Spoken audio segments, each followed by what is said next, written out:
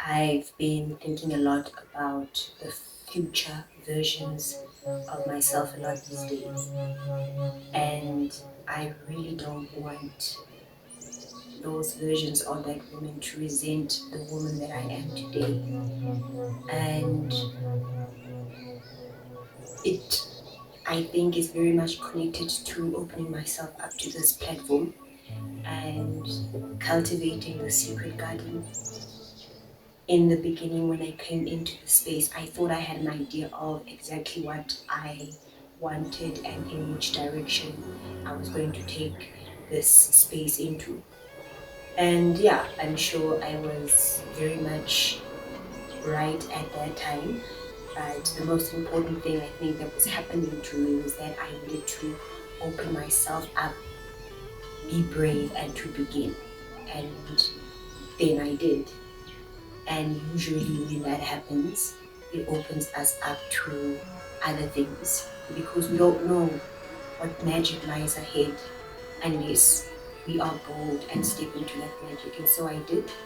And I find that I have been grappling with myself, asking myself many questions about some of the illusions and delusions that still live inside of me about who I am, about what I do in this life, and really a calling from my higher self about being more transparent with myself, and that might then translate into the world, but it's beginning with me. To the ones who hear the soundless voices, who feel the screams of thousands of souls within their own bodies, everywhere on their spirit, the crazy ones who smile so that you can smile, who dance first so you might have the courage to dance, who love loudly so you might turn your heart over and inside out so you too can feel what it is like to be born feeling, kneeling, seeing, the crazy ones who yearn to experience the corners of the earth and do, them that dive into the daring to reclaim their faith so you too may see and know and trust that the heavens are in our reach. The crazy ones. I have had yet another Phoenix moment, and of course, we can always tell that something is going on, something important is moving through someone when they change their hair. I am wearing the color green to evoke and support my throat chakra. And then I have some ginger and cayenne pepper tea to give me that fire. And then, of course, I'm going to pour some tea because we need tea for the session. I also am drinking because it connects to my mouth and it's going into my throat. So I'm activating my tea with a green cup. And in celebration of today's conversation, I am drinking from the creation of artist Peter Tombeni. Yeah.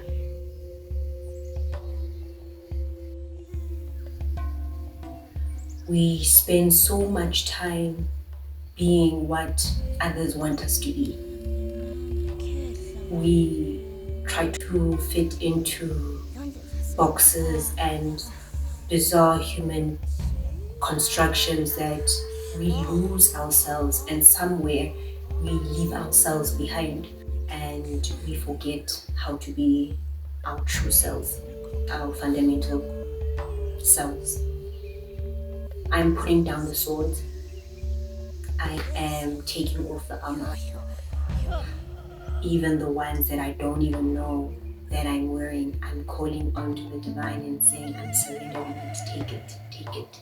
I just want to be me.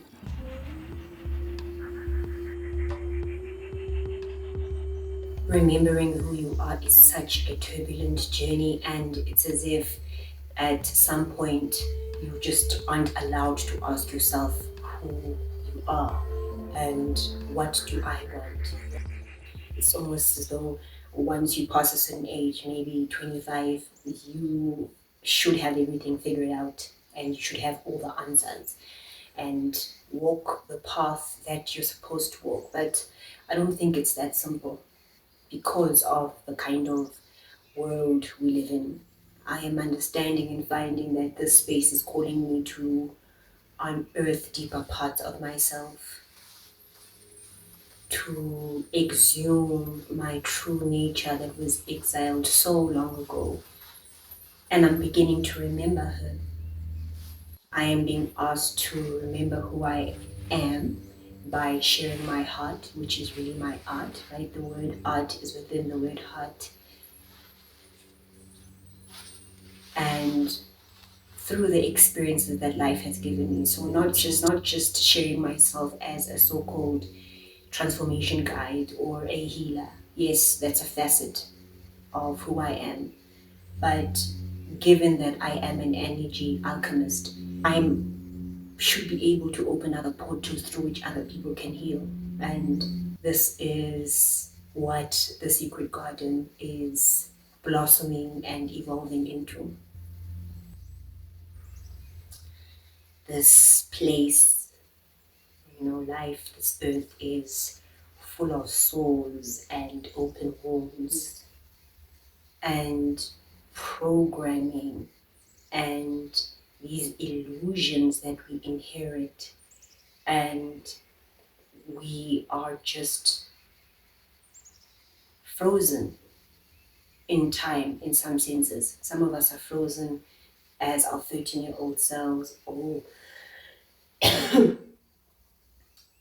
our 7-year-old selves, and we value ourselves based on what we do, on the tangible aspects and facets of ourselves. We search and suffer trying to remember what our purpose is, what our songs are, that we forget ourselves, that, oh, perhaps it's as simple as looking at the way of your being, the way of my being, the actual person, the tones and idiosyncrasies, and the sensibilities of an individual, of the person, and finding clues within that maybe that's my purpose. I have valued myself over the last several years on what I've done. In the last phase, it is my basing myself on the initiation journey that I took, and then practicing and beginning training within an initiation school and translating that outwards after that experience. And then now, because I have formal education, if you may, though it's traditional, it is education nonetheless. Because I have this experience, this gives me the authority to work in this space. Never mind that within this experience, yokutwasa, and utwasa means to blossom. Despite that, within my blossoming, I then encountered this artist who was inside of me. And you know what? She wasn't even someone that I discovered. As a young child, I was obsessed with scrapbooking, with creating, with painting, with working with my hands. That is one of the ways that I've survived this strange frequencies and vibrations in this place. When I felt the terror, or I felt overwhelmed by the anxious energies within the home, I would go into my books and I would write, or I would create and take colors and tear this out of that and glue things together. That's always who I've been. But how did I miss that, right? This journey then of my coming back to myself, of being healed and initiated, then brings me back to the door of who I am. I get the equipment that I need, and I do it sometimes. But wait, just wait. I need to focus over here and do this thing that has authority because someone else told me about it. Let me do this and get my money straight and get everything right, and then I'll come back to you. Although, yes, at some point things were going really, really well, I could tell that there began to be a blockage in the amount of clients that were coming in and also the amount of effort that I now had to put into the work. Because if it's meant to be, then it flows, right? It flows, even if it's just through word of mouth, which is basically how my practice grew. Very soon after I even graduated from Epetluini, from initiation school. Now it's not so much a womb exercise or a heart exercise, something that's coming through me from spirit. It's now a very mental exercise.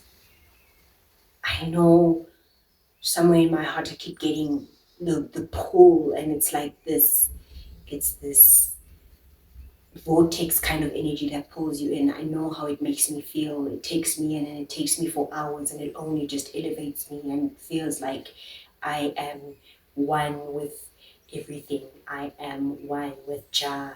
I am tapping into an eternal aspect of me and the earth, and we become one infinite spiral. But I still didn't want to listen. More and more as I am excavating certain things, telling an aspect of my story and putting it aside, something else is trying to emerge that is true. I'm hearing my soul say to me louder and louder, what about me? What about me? I've spent the majority of my life pouring my energy into other people, into other things, into other projects. And when I pour completely. I pour from the depths of my soul. A lot of this pouring into has been from a place of wanting to be accepted, a place of maybe even trying to hide myself. But I just never knew what version people wanted me to be, that I became so perceptive that I would play into those people around me whom I loved and wanted acceptance from. I would play into that. This then is me realizing that, oh no, what I've been doing is doing the same thing, but I've been justifying it because it's something that I built myself. So I'm the healer, but still I'm pouring into other people, but because it's my choice, it's not what I've been doing all of these years. The thing is that I'm not the only one that's going through these things. The world is going through a shift. A lot of us are being asked to be more authentic with ourselves, to ask ourselves the more important, deeper questions, and to dissolve the lies, and I guess this is me dissolving further some of the lies that I've been telling myself. I recall hearing a poem whilst I was still in high school, and it was about this poet fantasizing about how she would behave when she was old, how she would wear mismatched socks and colorful outfits and outrageous hats, something like that. I'm paraphrasing. But I remember how impactful that poem was for me. And I recall yearning to be able to tap into that even sooner than as a grandmother.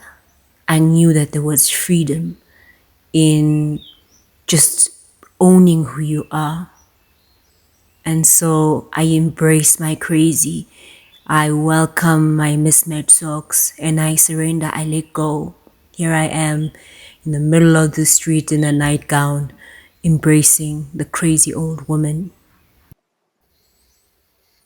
I know the healer. I know the corporate communications woman. I know the travel photojournalist. Why am I so afraid of the artist? I did art in high school and I really loved it and I excelled at it and I had a really good teacher and she saw me. It was just never really an option once leaving high school. And that was quite a heartbreaking thing. I'm only realizing, the impact of that and the trauma of that caused the repression as I am exploring my creativity and myself on this space. And it's quite something that I'm now standing here speaking to people I don't know and kind of opening myself up to the world. But you know what? I really do not want to disappoint the future versions of myself. I want to serve the highest version of me and thus serving others, right? But I would never, it was not sustainable for me to be serving everyone else and putting myself out off later.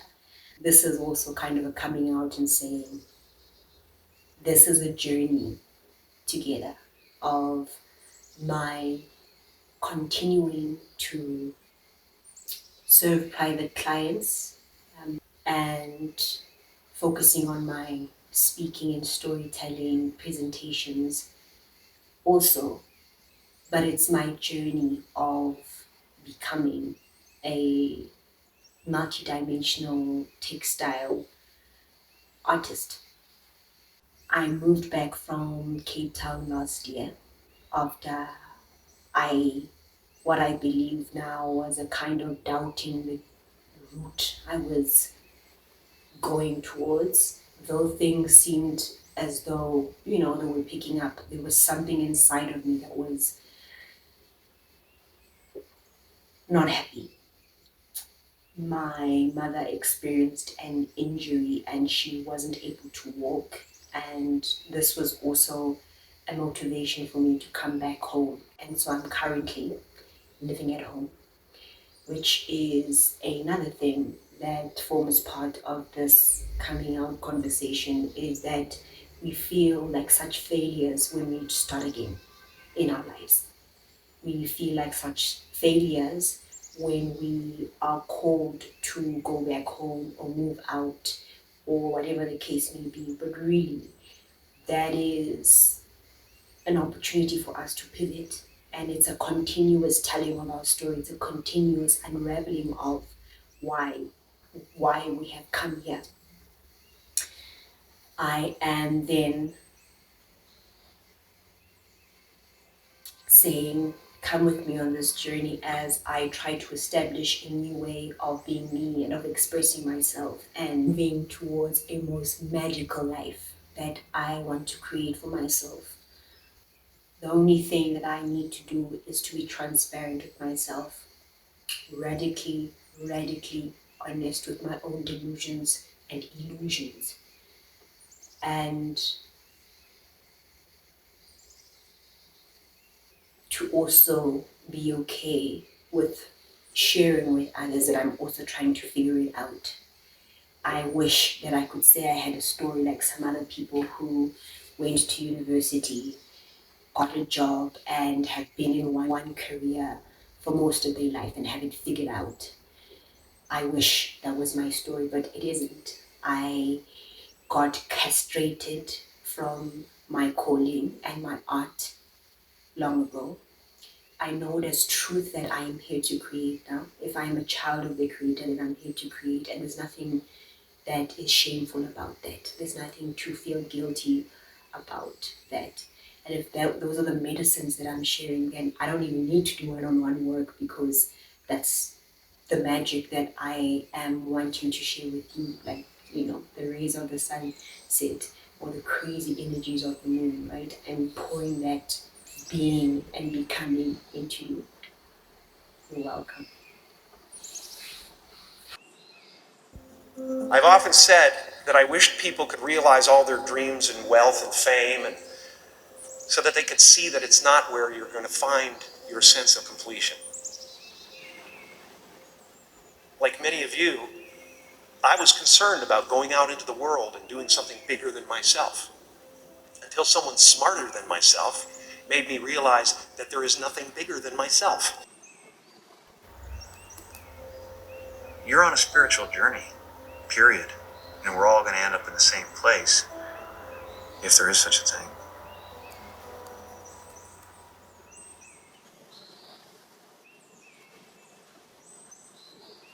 I learned that you can fail at what you don't love, so you might as well do what you love. There's really no choice to be made.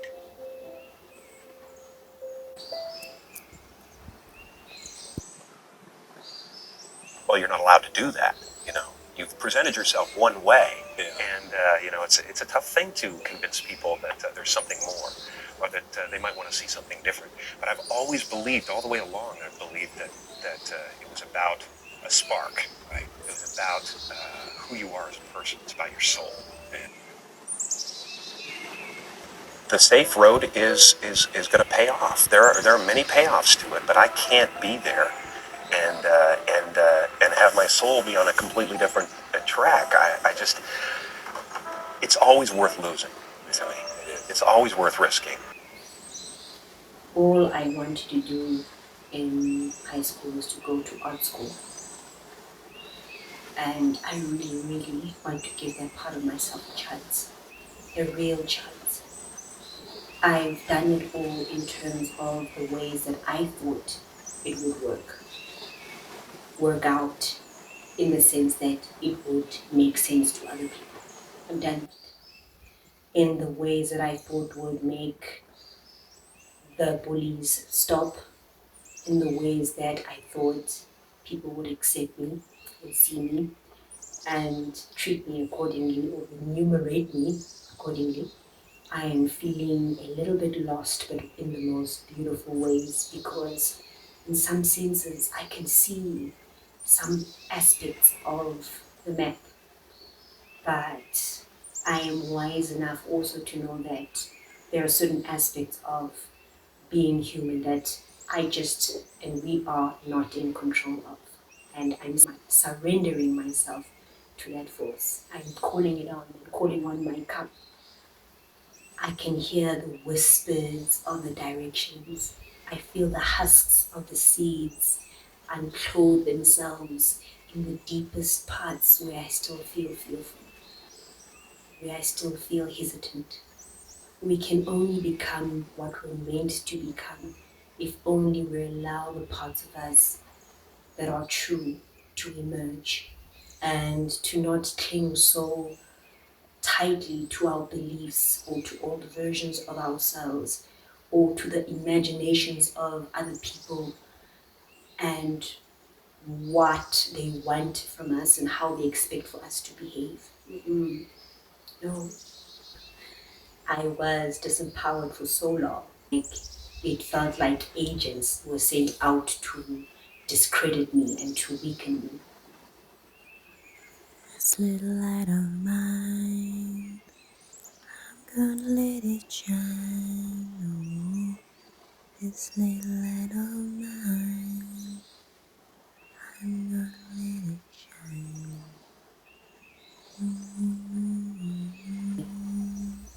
I now know that I've come into this life to remember and to fight for my own voice and how to stand within it, to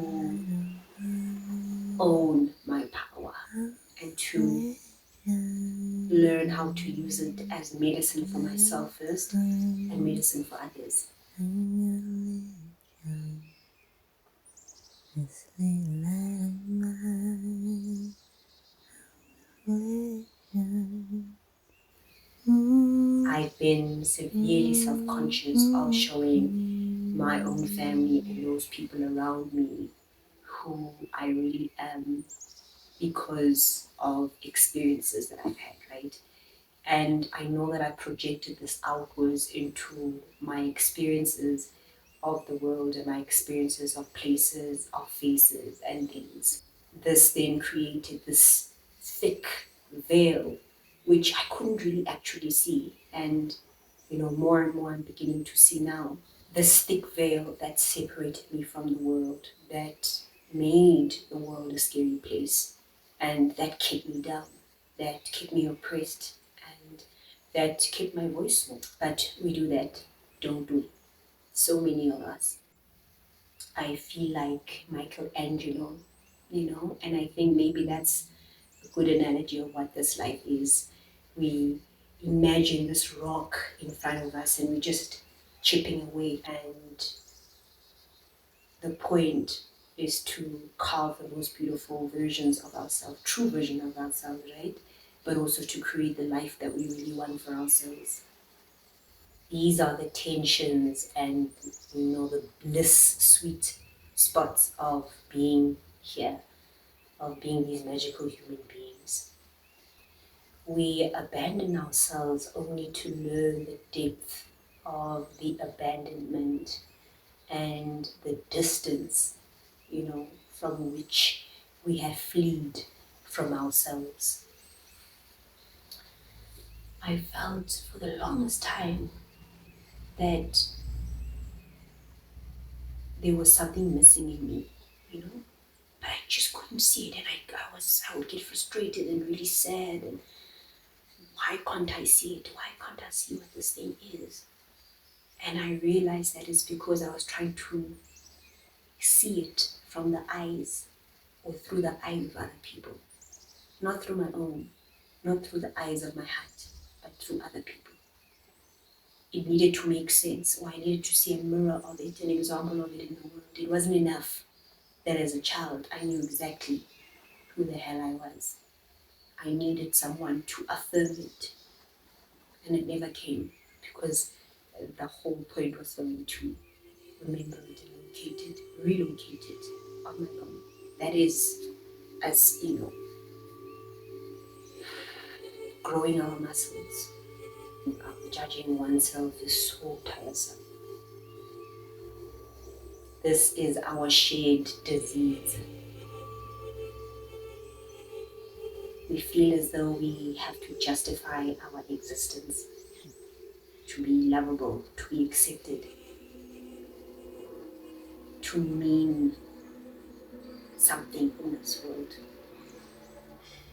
We argue for our limitations and feel like we have to justify the paths that are calling us, the ones that only we know. But do we really? I don't know. I don't think so. And which is why I'm putting down my sword and dissolving the amas and coming out. Yeah. I am ready to be myself. There's nothing to accomplish. Those secrets that we keep, those things we hide away about ourselves, are our greatest treasures. Our vulnerability is a treasure. Our failures, our so-called failures, are a gift. And starting again is an anointing. It's holy. There is no elusive ladder to climb up.